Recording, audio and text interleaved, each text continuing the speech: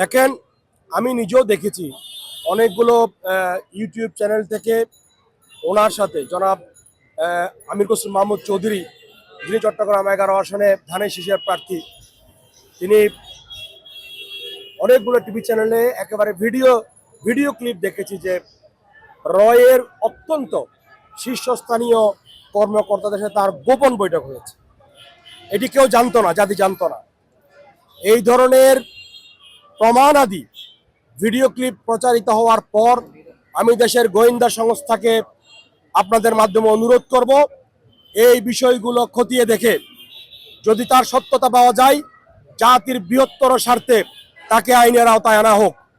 তিনি যেভাবে অমিত শাহের সাথে মাথা নত করে কথা বলেছেন, অবশ্যই অমিত শাহ ভারতের একজন সিনিয়র রাজনীতিবিদ, কিন্তু আমির খসরু মাহমুদ যেভাবে মাথা নত করে কথা বলেছেন, আমার মনে হচ্ছিল বাংলাদেশের জাতীয় পতাকা অমিত শাহের পায়ের পায়ের পায়ের নিচে কুর্নিশ করা হচ্ছে। আমির খসরু মাহমুদ চৌধুরী দেশকে অপমানিত করেছে এভাবে কথা বলে। এবং চট্টগ্রামের এখানে বিদেশিদের স্বার্থ আছে।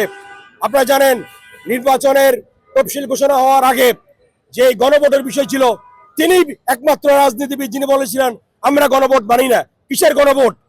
বাংলাদেশে গণভোটে হ্যাঁ বিজয়ী হলে মূলত ভারতের পরাজয় হবে, আধিপত্যবাদীদের পরাজয় হবে।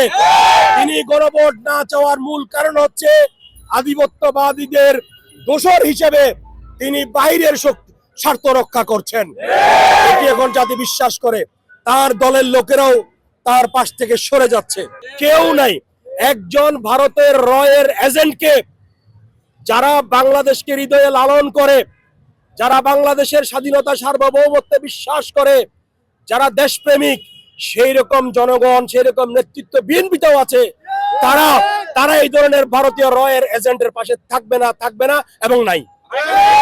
দেখেন, উনি তো আমির খসরু মাহমুদ চৌধুরী তো চাঁদাবাজদেরকে প্যাট্রোনাইজ করছেন। আপনার পেছনের এই ফ্লাইওভারের নিচের যে পিলার আছে, সেখানেও লেখা আছে আমরা একটি চাঁদাবাজ মুক্ত বাংলাদেশ চাই। এই স্বপ্ন তরুণ এবং যুবকরা বাস্তবায়ন করবে নির্বাচন।